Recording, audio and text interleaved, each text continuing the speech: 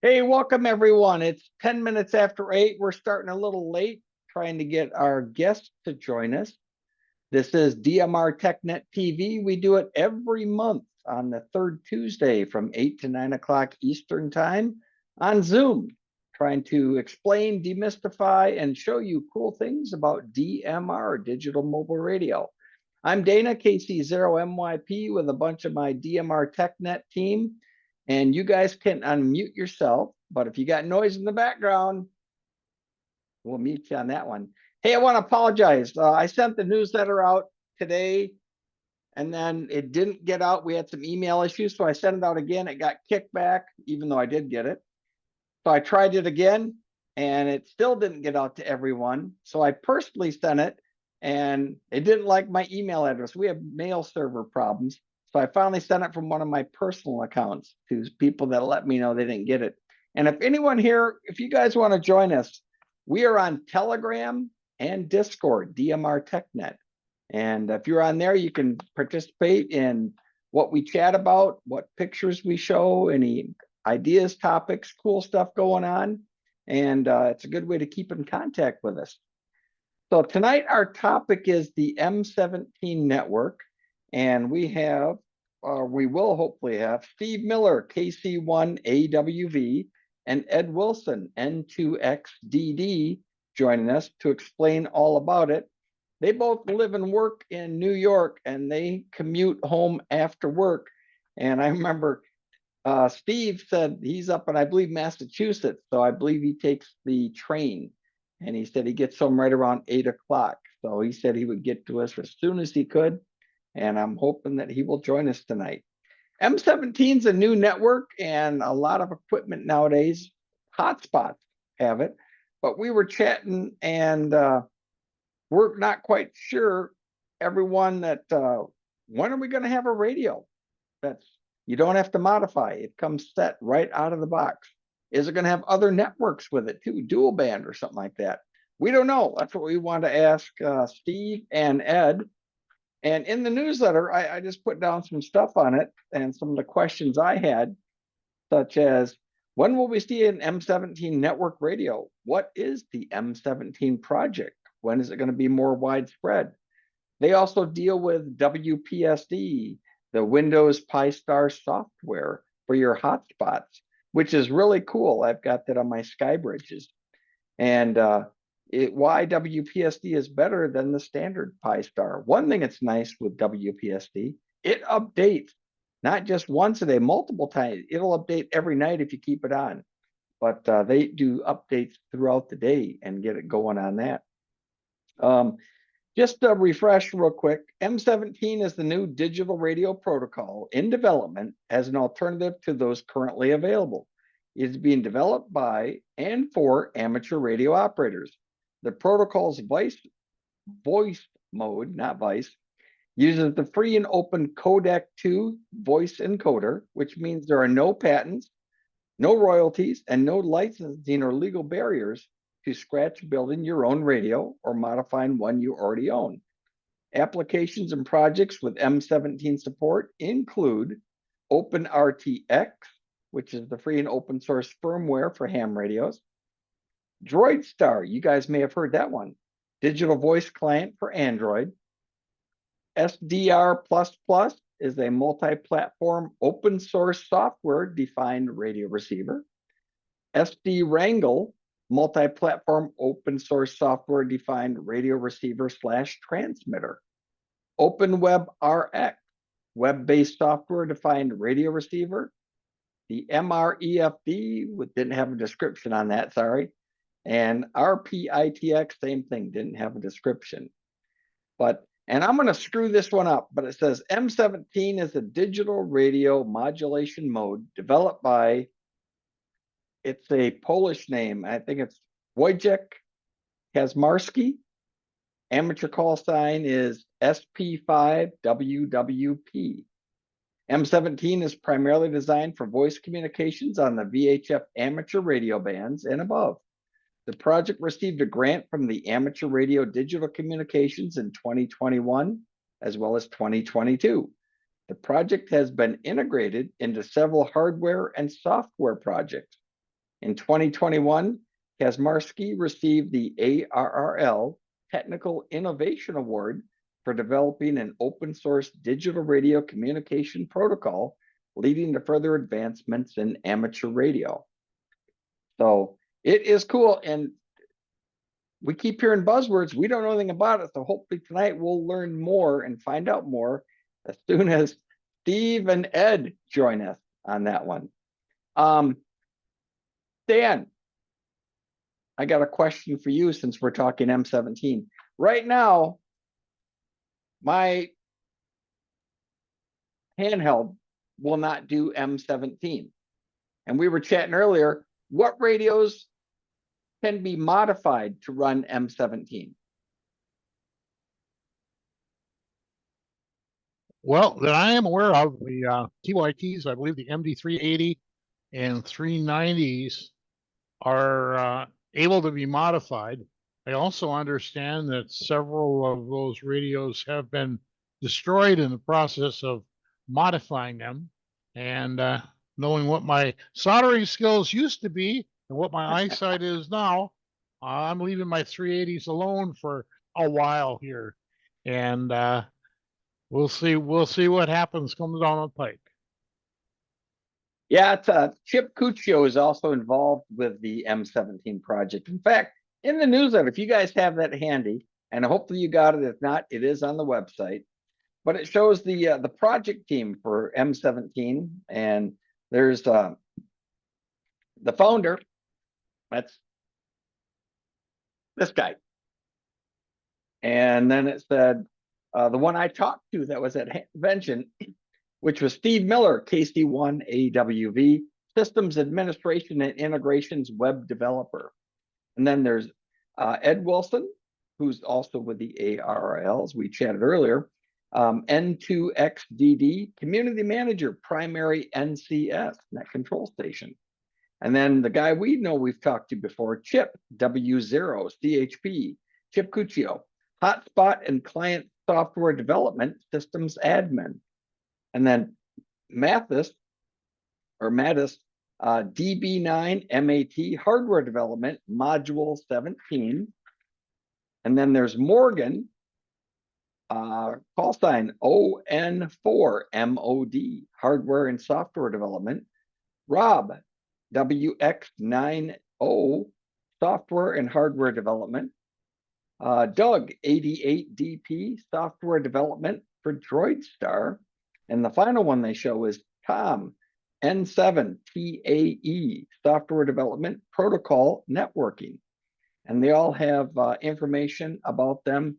It's on their website, but I put it in the newsletter. And younger brother doesn't know when I'm on the radio. So M17 is currently experimenting with existing hardware and developing new hardware for use with the M17 protocol. Where is my friend Tom, N8TJ? Tom, unmute yourself. And we've talked about M17 for a while. You have questions. What type of stuff's on your mind tonight? How's my audio there, Dana? Coming through, Tom. I got a neighbor a couple lawns down mowing.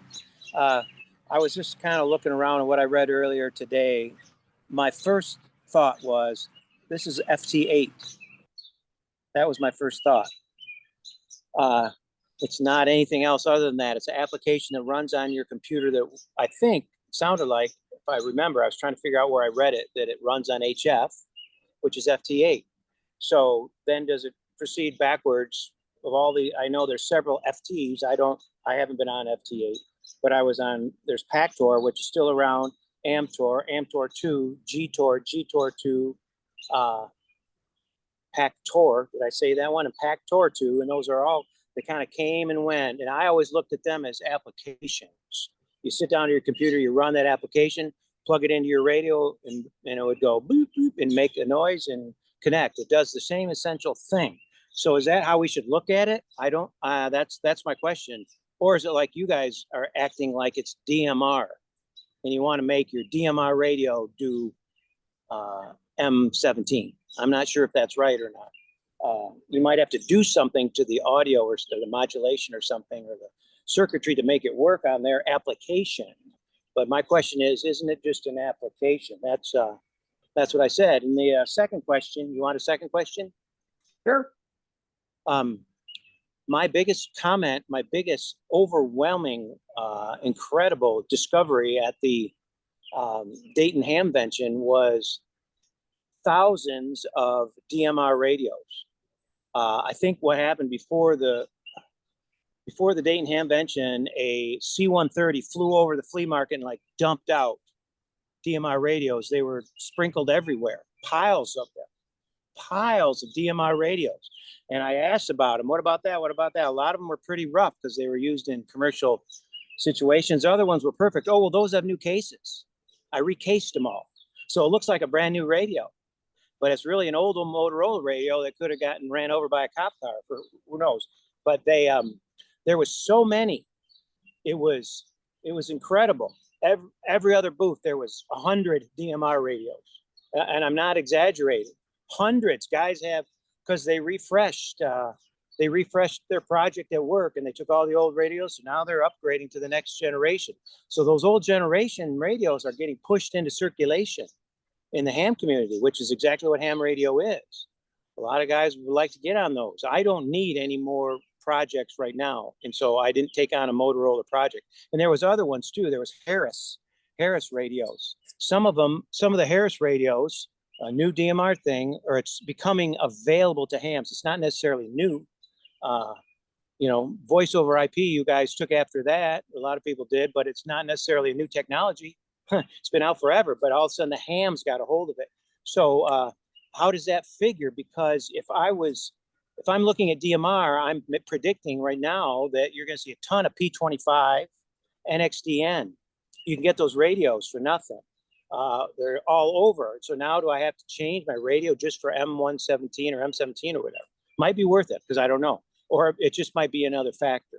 The whole DMR universe seems to be, in my opinion, shifting because of the availability of equipment. That's what started it to begin with. So it's become more and more popular on a commercial level, which I didn't really know because I'm not in the commercial radio business, but it's everywhere. And now the hams are taking that, taking all those radios. So can one of those radios be made for M17 or anything, any kind of new anything? I would want the platform there for what it's going to go on.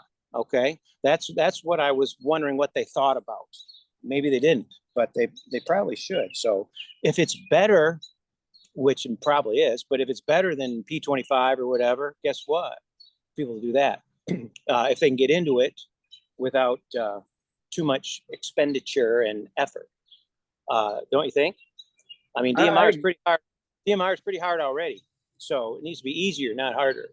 Back to you. I was going to say, hams spend money. Question is, how much for a radio? That's what Hey, there was a kid. know. There was a kid with about 100 Motorola radios, him and his buddy. And I was talking with him, and very nice young men. Young though, they were young. And he said, yeah, this radio, and then he said, you can't have this one though, and he pointed to his hip, and it was his new radio. It was a Harris radio. He goes, I got this one new. And I said, wow, how much was that? $8,000. So yes, hams can spend money. The guy had an $8,000 ham radio on his belt, and he was just a normal kid. He said he sold a bunch of radios and saved up a bunch of money just to buy it. So that's what they'll do for DMR right there. Some of these Harris radios, these commercial radios, they're battle ready. You could take it into combat in Afghanistan and it would probably survive. So that's a DMR radio right there, buddy. I don't know if I want to spend $8,000 on one, but I would take one that's 5 years old. I bet it's pretty good. So that's how ham radio operators are. But so that whole the whole universe of DMR, how does this fit into it? That's kind of what the summary of my observation was. Whoops, I'm not hearing anybody. I didn't hear that, Sam. I didn't hear that. Oh, that's okay. I was can leaving a kind of message. answer some of those questions. There's one. There's the landscape. M17 is not DMR. It is a digital mode, but it's not DMR. It differs in the audio channel is has a wider bandwidth to it. So that's where your crisper, cleaner audio comes from. The reason why the 380 and 390 work is they've been tested with the modifications that need to be done on those to make those put on the M17 network to widen that audio channel up for the data bandwidth for the audio. How wide, I wonder? Wider than 25? It's like twice the space. Oh, wow. So it's got to sound good. I don't remember the exact number, but it's close to twice the space. Wow. That's all I know in the research I've done on it. But yeah, so it is DMR radios. It still runs in VHF, UHF. The Open RTX is a firmware for the radios to put on the M17 network proper. So it's not like FT8 in regards that you're running on HF and have external software running it. Sounds good.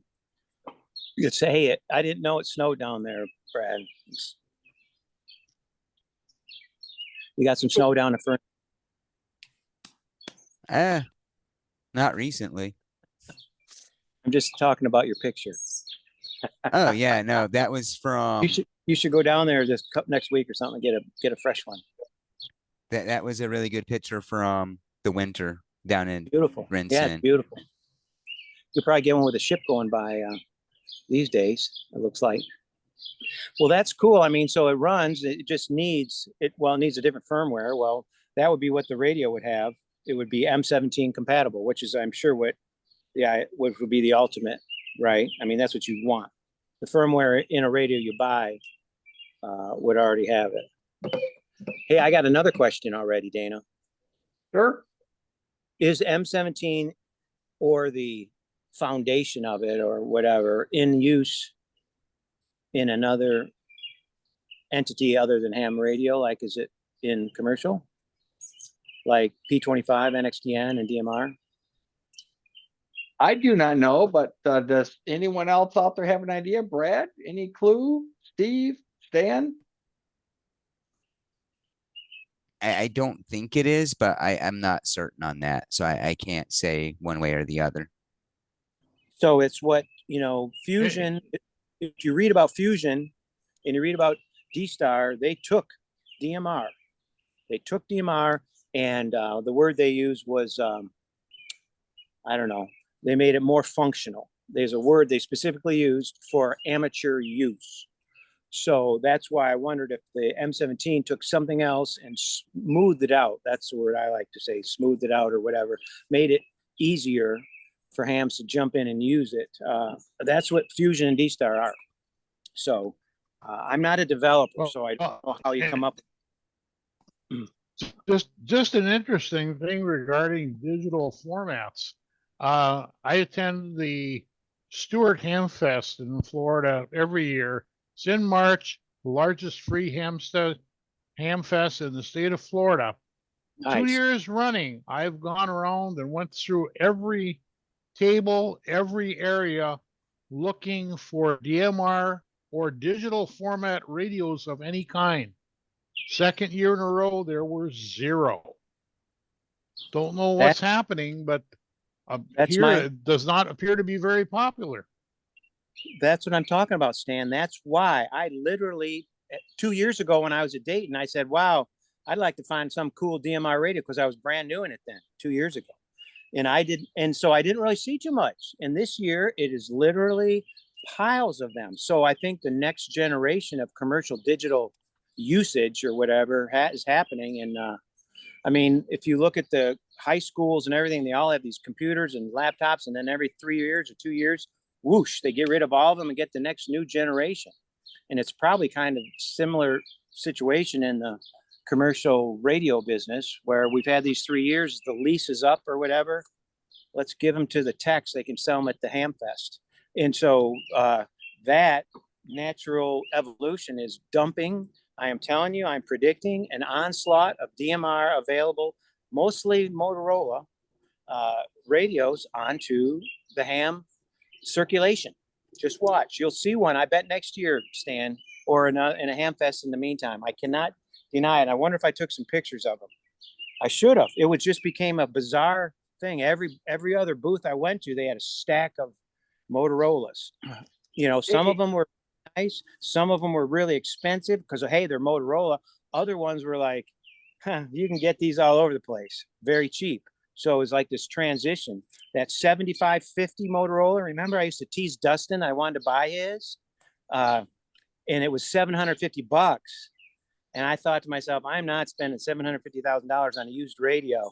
And he said, yeah, I've had it a while. I'm not really into it too much. And I thought, man, he'd probably take 550. Well, you could find it for 200, 250 down there this year. So it's very interesting. And I'd buy one for 200. I'd buy just about any cool radio to work with for that. But I'm not going to spend, you know, that radio is $1,000 brand new or something, I think. But you could throw it at somebody. You could kill a man with it in his head and it wouldn't break it. That's a cop radio, basically. Hey, Tom. It's a zombie radio. You can kill a zombie with it. That's actually the intended purpose. I didn't mean to sway off, but that's why they make it that way. They don't want anybody to. You could hit a Brandmeister administrator with that thing. Just kidding. If you were close. Well, hopefully we will have Corey Dean on here one of these nights. But I attended the lecture Sunday morning. By the way, Tom, it was so good to see you and meet your son Saturday at Hamvention. But the guy says, yeah, we talked. Well, he talked about code plugs, and he said, in a nutshell, people get their DMR radio. I've heard so much good stuff about it. Program it, code plugs, time slots, color codes. What the hell? They try it once or twice, get frustrated, sell it, get rid of it. And maybe that's why I didn't see DMR radios last year at the flea market. I didn't search it this year, but you said you were there and there was all kinds of them. So a lot of them. The most common radio was the Motorola DMR radio, and there was others. There was Prime radio, all these radios I didn't see. It's just weird, but I don't know. We'll see. I mean, it's all good, whatever. It's just ham radio. If you think about it, whoops, I just had a call come in. You know, ham radio kind of operates that way. Whatever's there, dudes pick up on, and it becomes popular. You know, but the good news is all new, always something new. You know, here we go with this now. So, but I think programming, though, that lecture, I would have liked to hear that, but that lecture is probably, I don't like to do cold plugs. I do not. I mean, I can do it, and I learned how to do it, and it's not that big a deal, but it's not like what I like to spend my 2 hours of ham radio evening time doing is writing in a code plug. I want to talk to some dudes out there, but you know, it's kind of a necessary evil is how I look at it. But I have evolved to where I try not to do a cold plug. Like OpenGD, that works for, I can do one cold plug for all the radios. So I reduced it by like 5. You know, every time I add a repeater, because I saw one, oh, I got to put that that repeater in all my radios because it's DMR, and I don't have to do that once instead of 5. So I think the natural evolution will be to get away from cold plugs, or they'll get a lot better, I guess. And Tom, Brad, and Stan, that Sunday morning lecture about code plugs, one things he talked about was the OpenGD 77, open source. And he goes, why are we still programming radios? Why can't you have one that transmits to something else in the area with all the frequencies, or a common one? And, you know, but by the way, his name is William Franzen from Canada. And he just wrote me back as the show started. They've got a Discord group set up for that to try and push where you don't have to program it. You go to a city or wherever you're traveling to, and you can upload or get the frequencies you need. So, well, cool. RF Finder has that as a phone that's also a DMR radio that does that. As you go into new areas, it will automatically program the local repeaters and everything in for you.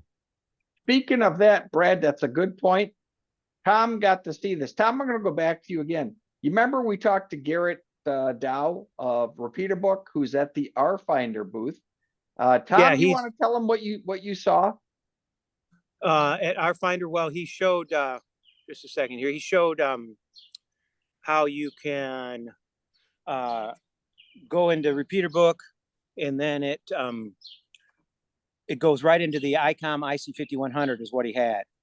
So D-Star does that already. D-Star will drive into a town and tell you the D-Star repeaters, but the R-Finder or the repeater book application does analog everything the same way, which makes perfect sense. It's pretty cool. Plus, he said he said, see, I'm going to show you on this radio here. It's a FTM 300. And I said, oh, I have 2 of those. He said, oh, I have 7 or something, didn't he? He said, Yeah, he had a bunch. You guys were comparing. I got more. How many you got? I thought it was a good radio. Who buys 2 radios? If it's good, so I got 2, and he's got. Oh, I got 7 of them. But obviously, he's got ham radio funding. You know, he's got a company that does ham radio, so you can do that. Anyway, it was cool. It was just pushing the button, and there it went. So there was no code plug. There was not a code plug involved. Now I don't know about organizing where they are on the radio. You know, like I have my memory banks, or my organization is like up north and down south. So if I'm scanning repeaters or whatever, analog or whatever, it's up north or down south. So why go through all those machines I can't hit anyway, right? You know, for VHF and UHF. That's how I organize. He was using repeater book with that. Was it a tablet? Was that what he was using? Yeah, he was using the Google tablet thing. Yeah, that's right. Because I asked him if he could do it on iPhone, didn't I? And he said yeah or no. Yeah. So anyway, it was cool. It was like what you would think. You push a button, it goes on there. You know, push a button on your radio, and it was Bluetooth too. Remember, it had to be Bluetooth. And I don't remember when he said it was coming out though. You know, like when did he? Very soon. I mean, he was prototyping it for us, so we could. Yeah. The R-Finder tablet Yeah. is out. It's $1,500. Well, I think that's something different, Brad, than what he was showing us. He was showing us normal thing, just a normal thing where with your radio has Bluetooth, and you have a tablet, not the RF Finder. I think Dana said RF Finder because he said this is just like on RF Finder. You'd have to buy the RF Finder radio to do that now, right? You know, that expensive one. Yeah, I have that app on my phone already. I know which one you're talking about now. Yeah. I was confused. I was thinking something else. Yeah. So, I mean, it looked just like a really normal, cool thing. Like, oh, yeah, that's how it should be. Why am I messing around with this unsortable code plug? I can't even click on the top and do a descending order or anything on it. It's like, this has to change. So that's what I said years ago. Anyway. Let me go back to some things about M17. I apologize that we don't have Ed or Steve here to join us. Hopefully traffic was bad and they'll get on with us quickly. And hopefully my emails got out to everyone, but if they didn't, it said M17 uses FDMA, frequency division multiple access, a little bit different than the TDSM or TDMA. I forget what it is right now. I'm tired. The technology is in which different communication streams are separated by frequency and run concurrently. It uses 4,800 symbols per second, 4-level frequency shift keying, that's 4FSK, with a root Nyquist filter applied to the bit stream. Radio channels are 9 kilohertz wide with channel spacing of 12.5 kilohertz. The gross data rate is 9,600 bits per second with the actual data transfer at 3,200. The transmission, called stream, is divided into 40 millisecond long frames, each prepended with a 16-bit long synchronization word. A group of 6 frames form a superframe and is needed to decode the link information data. Protocol allows for low-speed data transfer along with voice. Example given is GNSS position data. The mode has been successfully transmitted to EchoStar XXI and QO100 geostationary satellites. The protocol specification is released under the GNU General Public License. So that's in the newsletter. I wish we had Ed and Steve here to answer on that one.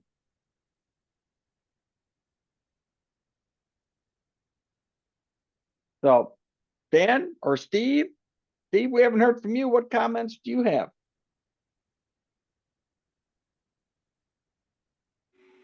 Which Steve are you Well- talking about? Let's go, Go ahead, Mr. Steve. Sutton, Mr. Sutton, the bagpiper. No comments. I'm just looking at doing stuff online, looking at the RF finder. Well, I had an opportunity to pick up an R finder. Was that a B1 Plus? Maybe about 4 or 5 months ago. And the guy bought it and he wasn't real happy with it. And he wanted to get rid of it. And it was like $300. And I passed. And I What? still, yes, I passed. I find that amazing, And- Stan. Yeah, well, it's Android, and I'm an iOS person.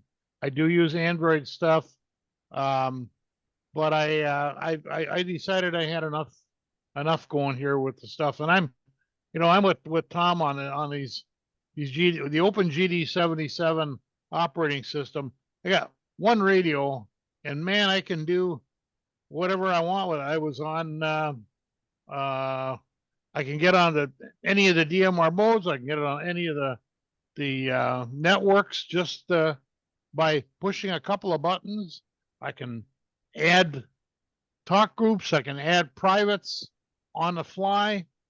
And I was on All-Star Net tonight with it and just switched it back over to DMR. I mean, I love the radio and I love the operating system. And I love the fact that you can copy from one to another. It really makes it real simple. You program one and you go bing, bing, bing, bing, and everything is, all your other ones are updated, and it's great. So that's all I do. But I am interested in M17, and I'm sorry our guests weren't able to make it so far. Really looking forward to it, but we shall see. Yeah. Back to you, And Dan. well, I was going to say, Stan, thanks for your comments. Herb KD5PQJ, I believe, does have some aspects of the M17 project. Herb, unmute yourself and tell us what you have. And then after that, I want to go to James, N8TMP. And James, think about this. Is law enforcement looking at using the M17 project? But let's go to Herb first. Herb, you got to unmute yourself. Okay, it's the mic looking. If I can do, unfortunately. I have updated my Zoom spot. In order to run it on WPSD, I had to change it from a 5.0 to version 2 5.0 to the quad processor. And then I updated the MMDVM board to the 1.6. That's now on .1, I think. It used to be .0. And it's working. It says it can do M17. I just haven't had a chance yet to get my JZoo for the transmit and receive to my hotspot yet. That's my goal tonight, to listen to the guys and get the software figured out. What do you think of the audio quality of the M17 network? I mean, that's one of the big things they say. It's supposed to be really, really good. Can you comment? Not yet. I haven't had it on 2 radios where I can see it playing across, but it sounds perfect. It sounded as good as what my DMR radio is doing when I listen to them on analog versus digital signal. So it is clean. So I'm expecting some good stuff coming from it. It's just whether or not I can get it to play nicely with my X-Valve. The digital rate does require, let's say, a higher bandwidth, and I'm not sure how wide the AVs are. Herb, that's like when I worked at the radio station. It's HTs or your regular ham radio is AM radio. DMR is FM, but now it's even better, FM stereo. And maybe with this M17, it'll be FM quad. I don't know. We'll stay tuned. Hopefully we'll get an answer. James, I have a question for you.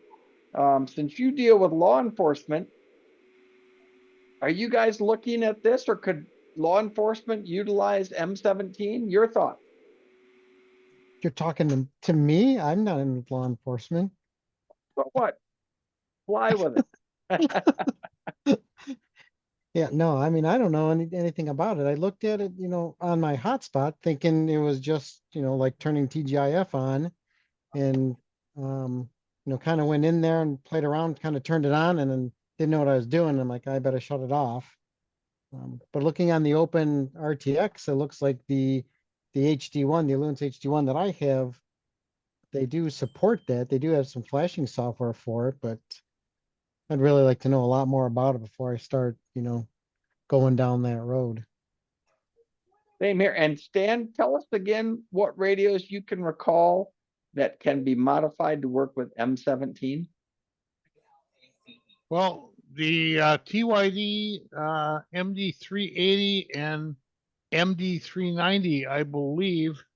And there may be one more. Brad, are you aware of any other ones? It's the MD380 to MD390, like Stan just said, the RT3 UHF, the MD-UV380 GPS and non-GPS, the MD-UV390 GPS and non-GPS, and the RT3S are the ones that currently support Open RTX. How about the original TYT 2017? It's not on the list. That's DMR. And if I'm not mistaken, you have to do some soldering and some other stuff to modify the radio.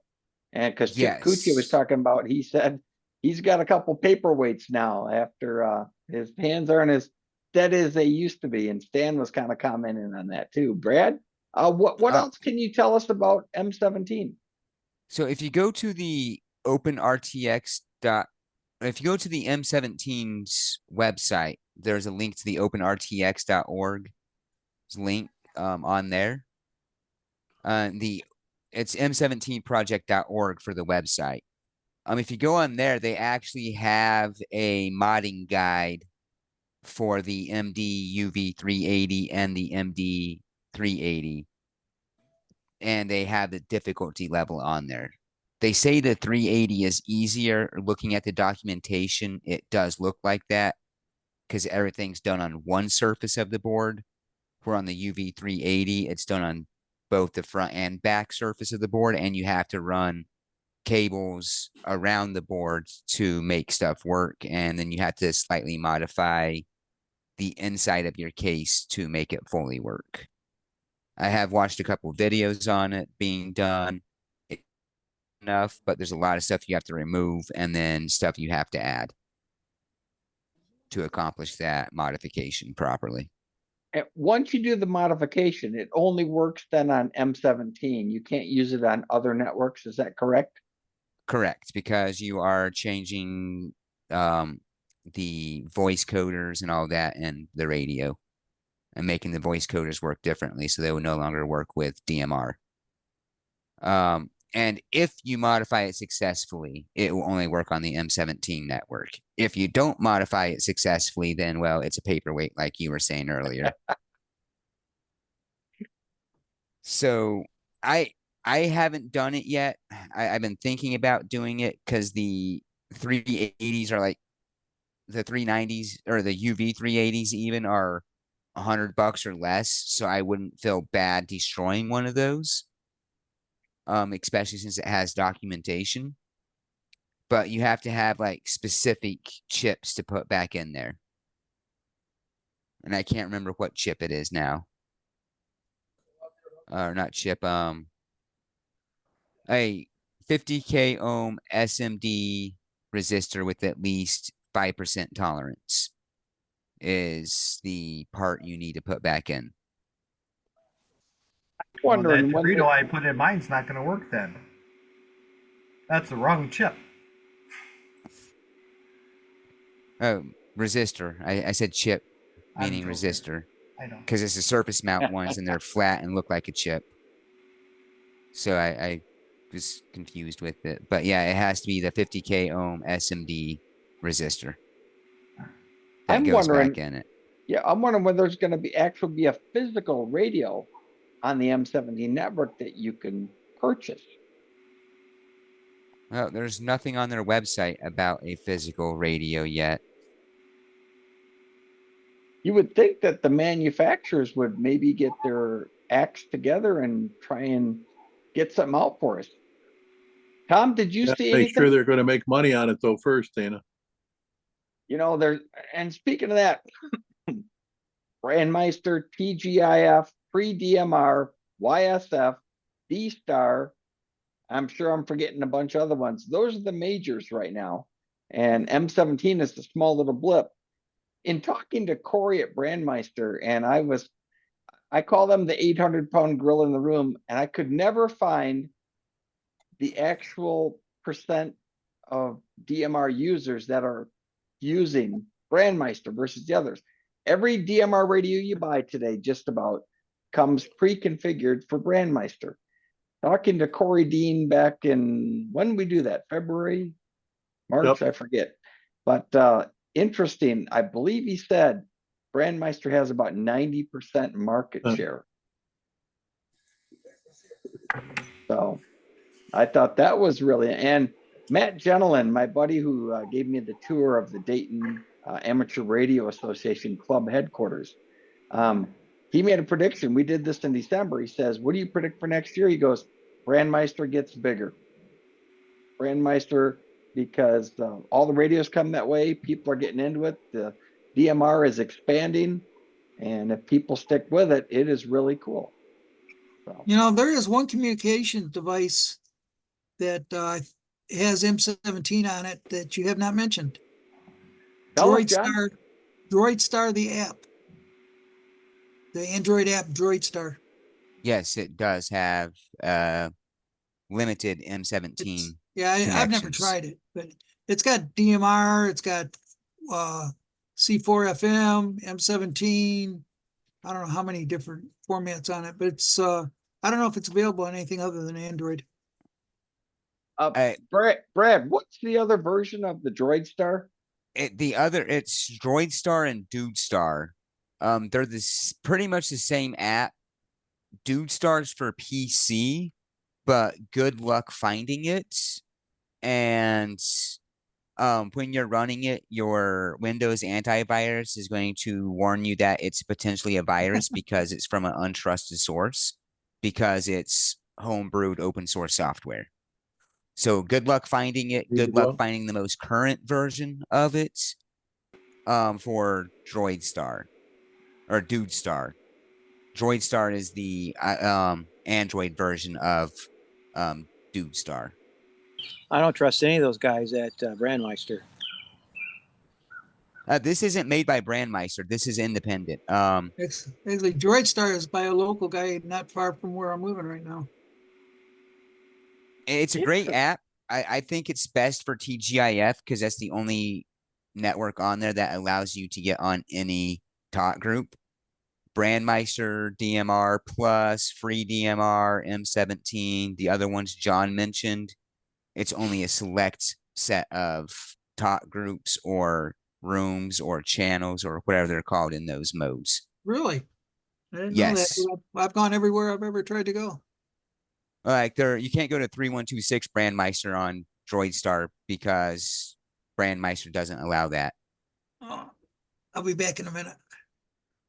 Unless they updated it since I was last on it. Yeah, Brandmeister, that's why we want to get Corey Dean, because that's going to be very interesting hearing.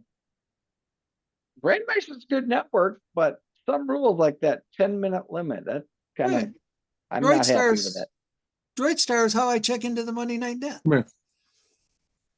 Is it? Cool. Okay. Because my DMR radio is out in the car. If you're extra now, Dana, you don't have to do the 10-minute rule anymore. Just letting you know. That's only for tech in general. You're trying to get that noose around my neck, Tom. But you know what? After that suspension or block, I spend less time on Brandmeister. I spend more time on TGIF, and I use I was going through my slides. I found them today of last year's DMR lecture by Matt and Jeff.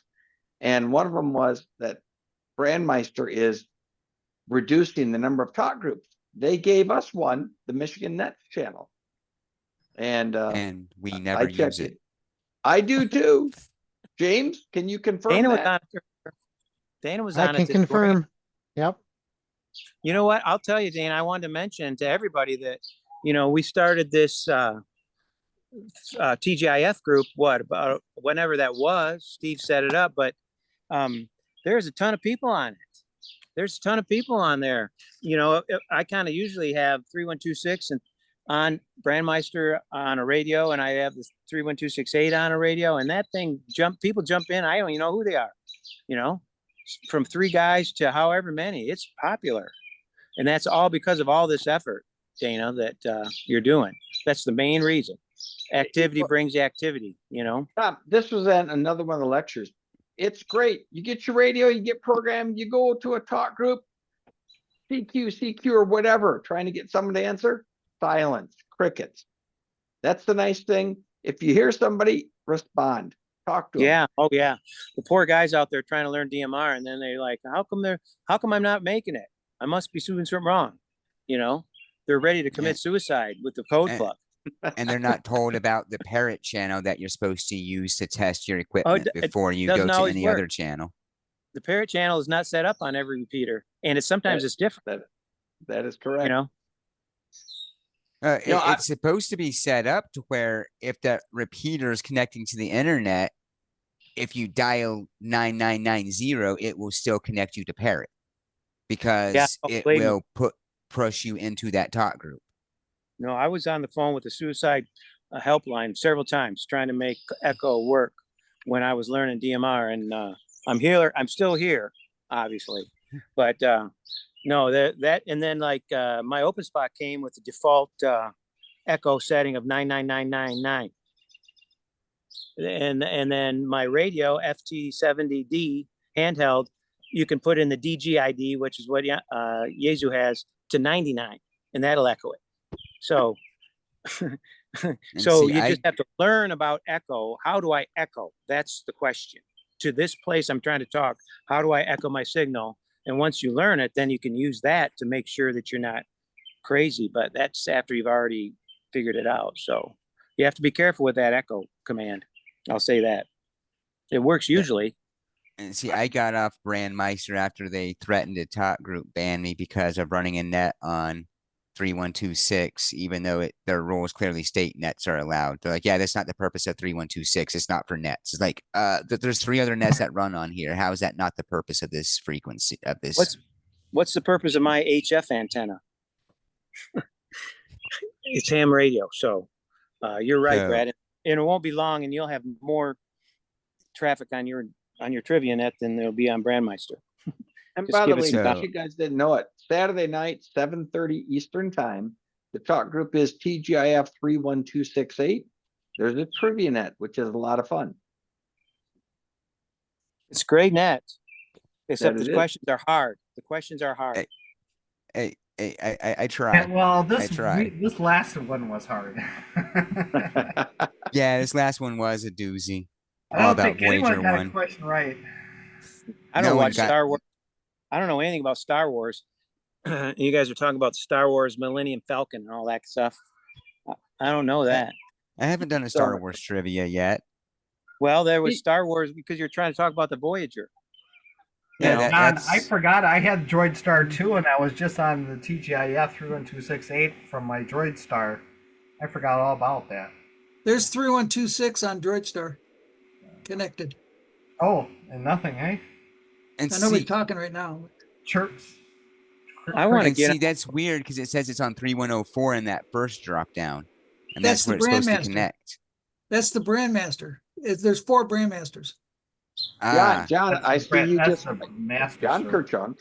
So, hey, speaking of questions, anyone on there? Do you guys have questions on M17? We probably don't know it, but we'd love to hear your questions and see if we can come up with an answer. I have questions about bagpipes. You probably didn't see my phone, did you? I saw it. I didn't realize those were the master servers. Oh, okay. I didn't realize those were the master servers for Brandmeister. Yeah, there's master. You got 3 in the US, 3102, 03, and 04. 31. Yeah, 2 is New York, Yeah. 3 is LA, and 4 is Chicago. We should make Yeah, a 2, new 3, and 4. code called Ninja. We It's could have not New York Ninja anymore. Master. It's San Jose, Oh. San Jose, Austin, Texas. Texas, and Chicago.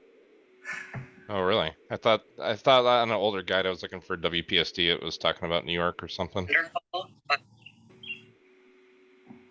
Could be. Yeah, I like how TGIF fixed the solution, had the solution of the server going down. We'll put another server up and mesh them so it doesn't matter which one's up or down, you're still connecting. Who else And has questions or so on about M17? So we can at least get to Steve Miller and Ed Wilson and try and get them back on here. maybe they I didn't see- get the email. They were Well, probably working M18. They could have been. I see 3 Johns, I believe. Is that correct? 4 Johns are on the broadcast tonight. I'll say something more to your comment about adoption rates, or Tom's comment, and I think that the harder part of this is, so like worldwide, you have what, 6 million hams, and people with digital IDs for radioid.net, you're talking about 350,000 or so. So the adoption rate, even within the hobby itself, is only something like 5%. And like even with that, there's no one on. Like there's 16 of us right here talking on this right now, right? But John, do you ever get onto TGIF network? I have. I've seen it. I mean, like I don't know that there's that much activity a lot of times from what I've seen. Have you tried our talk group, 31268? I haven't made it for the nets on Saturday or not, but I have it programmed in. Anytime, because there's usually Brad and Steve are in the morning or chat, and I'll jump in every now and then. I think one day I heard you guys after work on the drive home. It was probably Brad and somebody else, but I didn't chime in there. But to my point, this Brandmeister thing, there's currently 30 voice calls happening right now according to their dashboard. And there's like 16 of us in this meeting right now talking. So like if you think about it, we're like half of what activity is happening worldwide in Brandmeister Network. And it's kind of from that perspective, it's not heavily used, even though there is people out there. I mean, even you can listen to worldwide for hours and you'll hear Victor from Moldova, you'll hear Joey from Massachusetts, you'll hear IED guy. There's only like probably a dozen guys I hear religiously on the channel. That's one of the problems. That's why talk groups are shrinking, because you got a limited number. And we've had other talk groups who tried. Nobody's on them. I go to free DMR 3126 statewide Michigan. Nothing. Put out a call sign. Nothing. TGIF 3126 statewide Michigan. Nothing. Brandmeister 3126 statewide Michigan. We do get some people. In fact, Herb and John were on there earlier tonight. And So another John was on there. I've always found TGIF talk groups by going to like tgif.network, monitoring and active talk groups, or last heard, one of those two.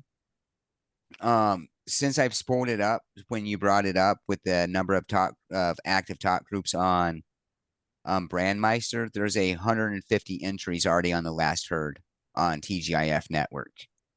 TGIF is a really popular network. You just got to get into the right talk groups. And in my opinion, the audio quality on TGIF is better than it is on Brandmeister. Like I can notice what channel someone's on just by listening to their voice. If I talk to them on both TGIF and Brandmeister, I can tell you if they're on Brandmeister or TGIF by the quality of their audio coming back to me. It's that noticeable. I believe that too. I'm not that good, but I think Brad's right, because my modem handles the TGIF traffic differently. It's weird. My Comcast modem, you know. TGIF is such a better digital network than Brandmeister. And a lot of the guys that started it were Brandmeister employees before and realized what their mistakes were and was improving on those mistakes. I think it'll be interesting to put those questions like that and those comments like that to Corey if we get him on here. Because when we talked to him a couple months ago, I have a different perspective of even that. Basically, the way I understand it is TGIF is basically one server, one physical server with a single or multiple cores in that server. Where Brandmeister, they're actually running a virtual machine type environment with that. And so therefore some audio has to go and video and whatever has to go between multiple logical servers, virtual servers within one physical machine. I mean, that's what all the big computers are doing now anyways. And sometimes you have to worry about the latency and all that. So I'd like to make after what other the networks went down, when the Chicago server shut down, TGIF did add a secondary server to handle traffic, but you're never going to see that because they do auto routing protocols to where if the Chicago server's super overloaded, you're going to go down to the Texas server where their other server is, and you won't know the difference. That's right, but it's still a physical single server. It's a single box that have multiple processors in it, but the operating system is one operating system for that physical box is the way I understood it from Corey. But if you look at the way they do it in Brandmaster, it's actually could be multiple servers, physical servers running as one larger server. And that's why they get some the latency and stuff like that too. Well, we'll ask him again when it comes up. I have just another quick comment about the frequency division multiplexing and time division multiplexing. You got to remember that was really started with Digital Equipment Corporation, and when they first came out with Ethernet, and it has grown a lot since then. They started out with frequency division multiplexing, and the problem was on a single coaxial line you would tap into it, and within that tap you could put no more than 1024 physical devices. But in reality, because it's the way it's breaking up with the frequency division multiplexing, in reality, you can only get a couple hundred computers, terminals, whatever on a single line. And what they did is if they had to extend the line longer than what the copper could go, they actually put a repeater in there. And it basically took the frequency from one side and amplified it and put it onto the other side. Then they came out with routers. And what the router would do is take these multiple segments, put them into a box, and be able to route between those segments. And they came out with multiples of those routers that could go into that. And that's basically where a lot of this concepts actually just started. It isn't anything new. It's been around for years, since the 70s. I think that's when the first Ethernet came out with it. And so I'm anxious to see where they're going to go in the future with this. As we start to look, if you look at the way cell phones work and whatnot about trying to route and go between point A to point B and whatnot, it is really interesting if you get into that stuff. And that's some of the stuff that's going to happen here. And it's even just like when you have to go between two different cell companies, they have agreed on standards so that you could do that easily. Got to remember, it started out with copper wire with telephones and stuff like that. You go through switch boards and they just basically do a physical switch of the electronics. But now that it's all software driven, it's going to be really interesting to see how these networks get together and understand the standards between them. So you don't have to have a Brandmeister network, a TGIF network. They might be there just like there might be a T-Mobile and a Verizon and all that sort of stuff, but they'll talk and interoperate together. I think that's where the future is going. Ron, that My 2 reminds cents. me of AM stereo. Yeah. 4 standards, or 4 versions, no standards. This radio won't play that station because they broadcast it in a different one. Yep. So It's somebody had getting a back to comment. standards. Go ahead, Ron. Continue. Okay, what I was just going to say there is it's all going to be driven now by standards and people what they want to get to and how they want to get there effectively. And right now, as you know, when you even look at DMR and you start looking at some things worldwide, it's interesting to try to talk to somebody in Hawaii on their nets down there, which I do generally on a monthly basis. They have a nice network there. But you know, the problem is that they're actually running that on a different protocol. So I got to make sure I'm right when I go with it. So I think standards are going to be coming up here. I think the industry is going to be forced into them. That's it. Nothing wrong with that. The world's changing. Who else has Yeah. comments?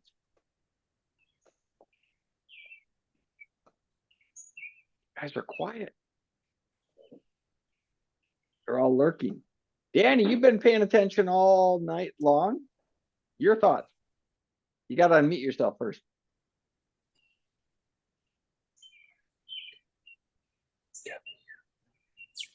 Were you speaking to me, Deanna? No, Danny. Danny, that's what I thought. Go ahead, Danny. He's still muted. He's got to unmute.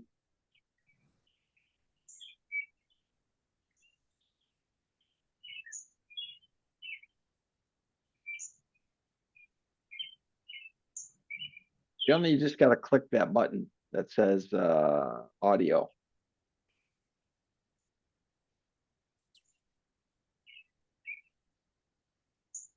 Or if he's on a computer, push his space bar down. There he There it is. goes. But it may also say unmute. Okay, there it goes. Yeah, I'm clicking the button and nothing is happening. Okay, well, I'm new to M17. I know nothing about it. I've seen that term somewhere months ago, but that's it. So Stan invited me to join this talk tonight, so that's why I'm here. He's a good friend. We've known each other for many, many years.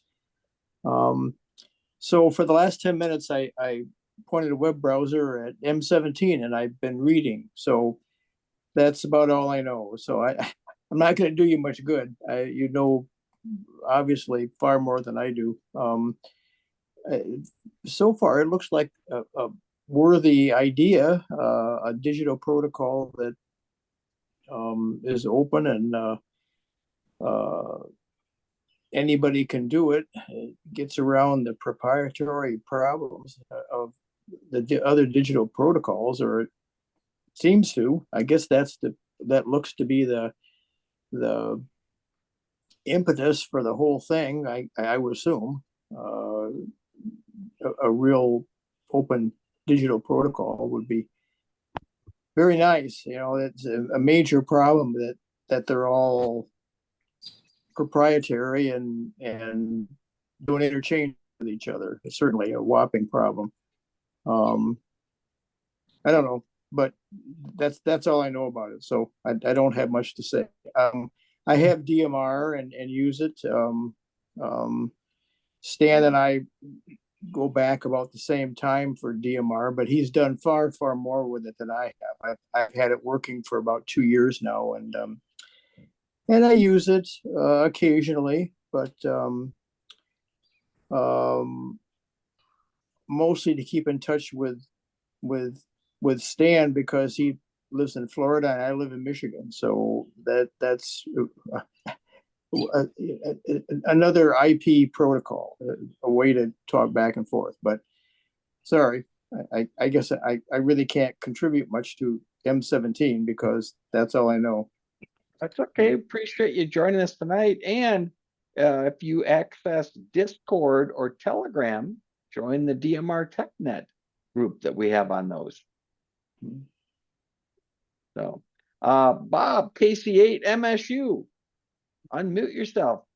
What are your thoughts?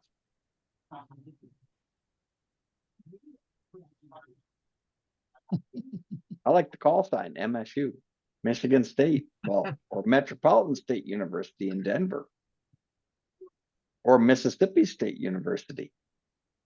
Yeah, I remember my other question, Dana. Well, Bob is still muted, so go ahead, Tom. N8UM here. Just kidding. You know what they do with FT8 that's got me interested in it a little bit is the meteor scatter stuff or whatever, or the you know, the ionosphere, or the you know, the 6 meter type rare scatter stuff. And you got to use 2 hands to turn down the volume on a FT70. Just telling you that. It takes 2 hands. So does M17 do that? Because I bet it does it better than FT8. That's where I was thinking about that HF application, because somebody told us, Dana, at Hamvention, where the M17 does HF, right? I swear somebody told me that, or I read it. That would have been Steve Miller, the guy that I introduced you to at the booth. Anyway, that's a question. I mean, I'm interested in that. That sounds cool. I mean, talking's talking, but if you can do stuff like that, which is pretty cool and rare, you know, that piques my curiosity, and hams are curious. Right? Indeed, we are. And you know what's funny is that we've heard about this M17 for a year. We still don't know much more about it. I know they're going to be on M18 before you know it. We got to get going. I apologize that we didn't have our guest tonight, Steve Miller, KC1AWV, and Ed Wilson, N2XDD, that are part of the M17 project, but we'll have to work on rescheduling them. And nice thing about it, we do record the shows. If you guys missed any of the first 4 episodes, episode 1, help me out with this, Dan. We had what's his name? Fred? No, what's TGIF? Chip. No, No, not Bob. Chip. Bob. Or yeah, Robert. Robert. Yeah, Robert. He does the. By the way, they do a TGIF net that he runs every Friday night, 8:30 Eastern time on, what is it, 31665? Something like that. Something like that. The second episode is Brad and Rick did about the M17, or no, excuse me, about the WPSD software for your Pi-Star hotspot. Third episode, let's see, refresh my memory. What Repeater book. Robert Dow, repeater book. Garrett Dow, repeater book. Thank you, Garrett Dow, Brad. sorry. And what was the last one we did was, that was on a Sunday or Saturday night last month in April. Remember. I don't remember off the top of my head. Problem is, come back from Hamvention, you're just tired, and I was out mowing the lawn today, and the sun was hot, 86 degrees, and I had a low blood sugar, so. So if anyone here does dev work, there is a Python package for M17. And I did send you a link to it, Steve, if you're interested, in Discord. Yeah, I saw that. I'm looking at that right now. That's pretty cool. So. And if anyone didn't receive the email tonight, I apologize. We had email server problems. Bob, KB8DQQ. Sorry, I sent it like 3 times. Well, I'm going to get going, guys. Have a good night. Thanks for trying. I think we learned a lot from AC2UL. That we did. And he's gone. Where'd he go? Did he go bathroom break or something? Yeah, could be. Hold on, let me stop the recording. You can see this well, I'll get it posted, probably not tonight, tomorrow, at the DMR Tech Net TV channel on YouTube. And also I'll get it on our website once it gets done converting, and I get the I love the artificial intelligence. It takes everything that's being said and tries to summarize it, which is kind of cool. But anyway, thanks for watching. Let me stop recording. You guys can chat.